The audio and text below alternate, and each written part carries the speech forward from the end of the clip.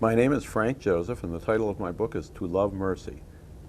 To Love Mercy is a novel about blacks and whites, Christians and Jews, how children see the world, and very much a novel about Chicago in a lost place in time, 1948. I started writing this novel at a white heat. I wrote the first 3 chapters. They just spilled out of my guts. And so I write this first 3 chapters, and the first chapter is the Jewish kid, and the second chapter is the black kid, and the third chapter is the black maid.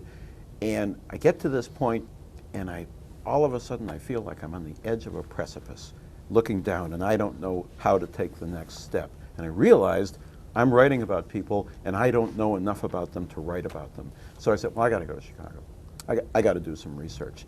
And at first I thought what I had to do the research on was the Jewish piece, but that wasn't the case.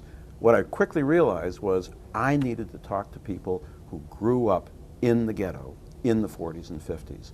And by great good luck, I found a half a dozen people who fit the description, ordinary people, just folks who were distinguished by the fact that they lived and grew up around 35th and State in the 40s and 50s. And I interviewed them on tape.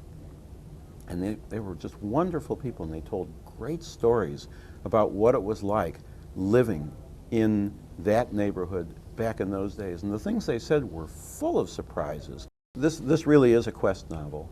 The black child and the white child go on a quest for the missing silver talisman. Actually, what they find is adventure, misadventure, disaster, and reconciliation.